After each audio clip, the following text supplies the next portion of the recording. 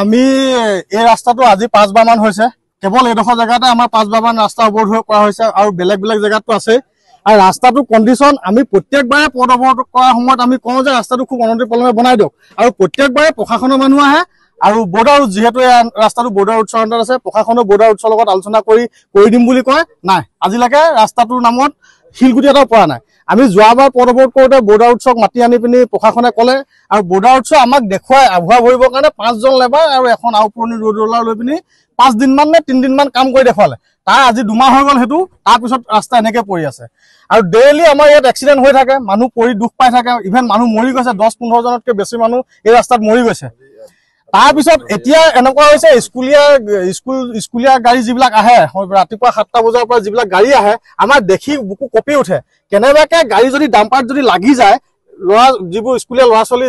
কঢ়িয়াই নিয়া গাড়ী ইয়াত গাড়ী হৈ নাথাকে সেইবিলাক গতিকে আমাৰ এটা দাবী ৰাস্তাটো সোনকালে বনাওক আৰু ৰাস্তাটো বনোৱাই কমপ্লিট নোহোৱা পৰ্যন্ত ৰাতিপুৱা 6 বজাৰ পৰা সন্ধিয়া 6 বজালৈকে ইয়াত ডাম্পাৰৰ লগতে গধুৰ যান বাহন চলাচল সম্পূৰ্ণৰূপে নিষিদ্ধ হ'ব লাগিব আৰু এই ক্ষেত্ৰত প্ৰশাসনে বিহিত ব্যৱস্থা গ্ৰহণ কৰি প্ৰশাসন উপাধি হ'ব লাগিব বিহিত ব্যৱস্থা গ্ৰহণ কৰি ৰাতিপুৱা 5 বজাৰ পৰা সন্ধিয়া 5 বজালৈকে সম্পূৰ্ণ ইয়াত ডাম্পাৰৰ লগে লগে ৰাতিপুৱা 6 বজাৰ পৰা সন্ধিয়া 6 বজালৈকে ডাম্পাৰ চলাচলৰ লগতে গধুৰ যান বাহন চলাচল নিষিদ্ধ কৰিব লাগিব আৰু বৰ্ডাৰ উৎসক তেওঁলোকে প্ৰেছাৰাইজ কৰি ৰাস্তাটো যাতে অতি সোনকালে নিৰ্মাণ কাৰ্য কৰিবলৈ নিৰ্মাণ কৰাব পাৰে সেইটো ব্যৱস্থা কৰিব লাগে আমাৰ ইমানে দাবী আৰু এবাৰ আমি যোৱাবাৰ আমি যেতিয়া ৰাস্তাটো পথ অৱৰোধ কৰিছিলোঁ তেতিয়া আমাৰ SDO চিভিল বাইদেউৰ তাত আমাৰ এখন আলোচনা হৈছিলে আলোচনা হওঁতে SDO চিভিল বাইদেউ বৰ্ডাৰ উৎসক কঠোৰভাৱে কৈছিলে মাতি আনি যে তোমালোকে ৰাস্তাটো বনাই দিয়া নহ'লে তোমালোকৰ ওপৰত আমি আইনী ব্যৱস্থা গ্ৰহণ কৰিম আৰু সেইটো দেখুৱাবলৈকে বৰ্ডাৰ উৎসে ইতিমধ্যে যিটো কৈছো দুদিনমান 5জন মান লেবাৰ লৈ পিনে সৰু সৰু গাঁত দুটা পুতি দেখুৱালে যে আমাক দেখুৱালে যে কি ৰাস্তাটো বনাবলৈ লৈছো কিন্তু আজি আমি গম পাইছো যে ৰাস্তাটো কামৰ কোনো কাম চেংচনে হোৱা নাই একো কণ্ট্ৰেক্টৰৰ যিটো ভাষ্য তেওঁ কৈছে যে মোক নিজৰ পকেটৰ পইচা দি এইটো কাম কৰি থাকিবলৈ দিছে বুলি তেওঁ আমাক জনাইছে গতিকেলৈ এইবাৰ আমি প্ৰশাসনকো আমি সকীয়াই দিব বিচাৰো যে তেওঁলোকে বৰ্ডাৰ উৎসৱ ডাঠি কওক যে ৰাস্তাটো সোনকালে অতি সোনকালে ৰাস্তাটো যাতে বনাই নিৰ্মাণ কাৰ্য সম্পূৰ্ণ কৰি দিয়ে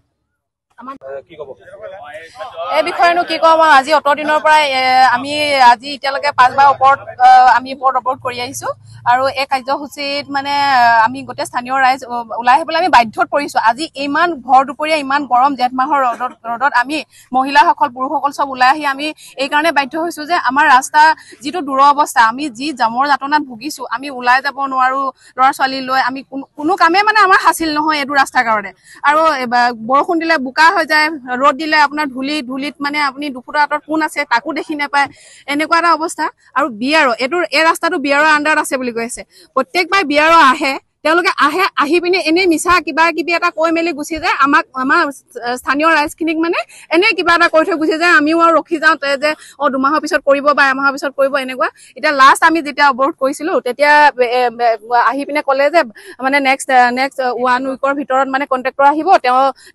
অলৰেডি মানে চেংচনৰ কাম কৰি দিয়া হৈছে তেওঁ আহিব কিন্তু আহিলে এতিয়ালৈকে কিন্তু এই আজি যিজন আহিছে সেইজন কণ্ট্ৰেক্টৰ আহিছে তেওঁ কৈছে যে আমি অলপ বনাইছো কিন্তু চেংচনে হোৱা নাই তেওঁলোকৰ নামত আৰু তেওঁলোকে মানে এনে সেই কিবা কিবি মানে মানুহক দেখুৱাই কিবা মানে আভা ভাৰি আছে আৰু কাপলি মাৰি আছে কিবা কৰি আছে সেইকাৰণে আমি বাৰে বাৰে কৈ আছো যে বিয়াৰো আপোনালোকে যদি নোৱাৰে তেনেহলে আপোনালোকে আমাৰ অসম গভৰ্ণমেণ্টৰ PW তেওঁলোকে হেণ্ডঅভাৰ কৰক PW গতাই দিব লাগে আৰু এই ৰাস্তাটো যিটো আপোনাৰ ডাম্পাৰৰ দৰাইত কিমান এক্সিডেণ্ট কিমান মানুহ মৰি গৈছে আৰু অভাৰলোডিং ৰাতি 20 চকীয়াত 18 চকীয়াত কয়লা ট্ৰাক যায় আৰু যিটো কাৰণে মানে আমাৰ গোটেই স্থানীয় ৰাইজখিনি মানে ইমানে হাৰাশাস্তিত ভুগিছো নহয় সেইটো আমিহে অন্তত আমি বুজি পাওঁ অকল আমি যিমান আমি এতিয়া প্ৰশাসনক বাৰে বাৰে আমি অনুৰোধ কৰিছো যে আপোনালোকে আলোচনা কৰক ৰাইজৰ